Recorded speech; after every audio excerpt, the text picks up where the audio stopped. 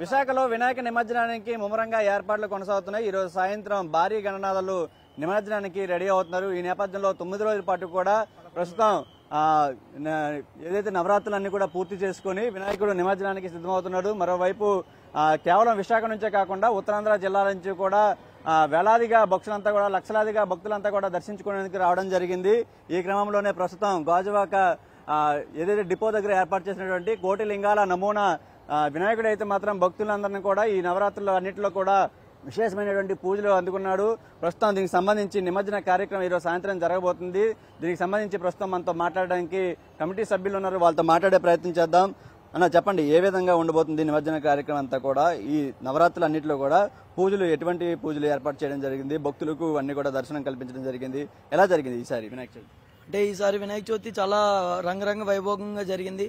కానీ మధ్యలో చంద్రగ్రహణం అనే గ్రహణం ఉందని ఇప్పుడు 11 రోజులకే తీసేవాలి, అంటే ఆ గ్రహణం తర్వాత ఉంచకూడదని చెప్పేవారు కాబట్టి అందుకే తీయించేస్తున్నాం అండి. నిమజ్జనం భారీగా ఏర్పాటు చేసి కోట్లాది మందిని అందరినీ ఆకట్టుకునే విధంగా అందరినీ ఇక్కడికి వచ్చే లక్షలాది మంది వచ్చే విధంగా సౌకర్యాలన్నీ కల్పించి మనం సాయంత్రం భారీగా ఏర్పాట్లన్నీ చేయడం జరుగుతుంది. నిమజ్జన కార్యక్రమం ఎలా జరగబోతుంది? ఎందుకంటే లింగాలన్నీ కూడా మొత్తం అంతా కూడా వినాయకుడు ప్రతిమ ఏర్పాటు చేయడం జరిగింది, భారీ లంబోదరుడు. మరి నిమజ్జన కార్యక్రమం ఎలా జరగబోతుంది? భక్తుల సమక్షంలో మొత్తం ఎటువంటి ఏర్పాట్లు చేయడం జరిగింది? అంటే మేము యాక్చువల్గా ఏమనుకుంటున్నాం అంటే ఇప్పుడు ప్రెసెంట్ అయితే లా అండ్ ఆర్డర్ అంటే అంత భక్తుల్ని కాయలేరు కాబట్టి మేము అంటే సోమవారం నుంచి బుధవారం వరకు ఆ లింగాలని మేము డిస్ట్రిబ్యూట్ ఇచ్చేయడానికి మేము ప్రయత్నిస్తామండి.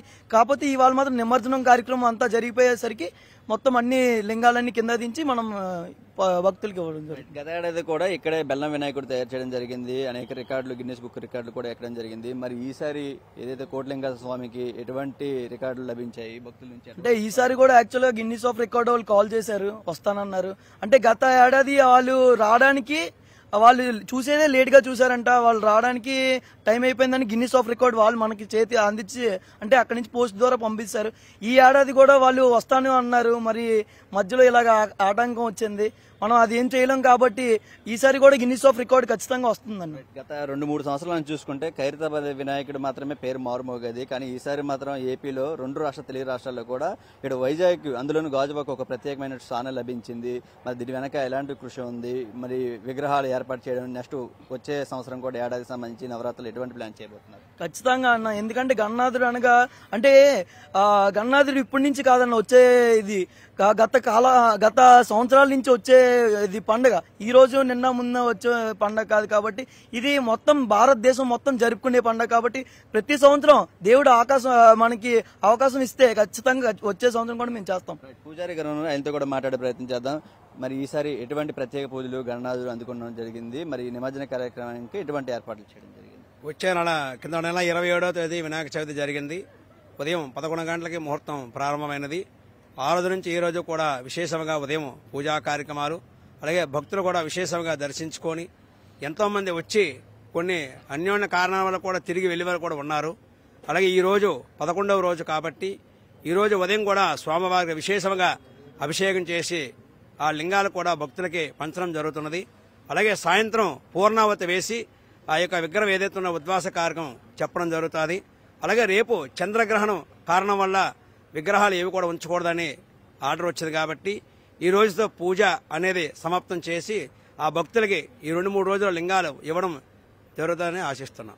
ఇది ప్రస్తుతానికి అయితే గాజువాకలో కొలువు తీరినటువంటి భారీ లంబోదరుడు శివలింగ రూపంలో ఉన్నటువంటి కోటి లింగాలతో నిర్మితమైనటువంటి వినాయకునికి ఈరోజు సాయంత్రం నిమజ్జన కార్యక్రమాన్ని ఏర్పాటు చేయడం జరిగింది. విశేషమైనటువంటి పూజలు అందుకున్నటువంటి భారీ లంబోదరుడు సాయంత్రం ఈ శివలింగాలన్నింటినీ కూడా భక్తులకి ప్రసాదం రూపంలో పంచడానికి అన్ని ఏర్పాట్లు కూడా చేసుకున్నారు. మొత్తం చూస్తున్నాం, మనకి ఒక భారీ లంబోదరుడు అయితే మాత్రం భక్తులందరినీ కూడా కన్నుల పండుగగా ఈసారి మాత్రం గాజువాక డిపో పక్కన ఏర్పాటు చేసినటువంటి మైదానంలో ఏర్పాటు చేసినటువంటి మొత్తం భక్తులందరూ కూడా కనువిందు చేశాడు. మరి సాయంత్రం కూడా అంగరంగ వైభవంగా నిమజ్జన కార్యక్రమం ఏర్పాటు చేసేందుకు కమిటీ సభ్యులంతా కూడా అన్ని ఘనమైనటువంటి ఏర్పాట్లు కూడా చేయడం జరిగింది.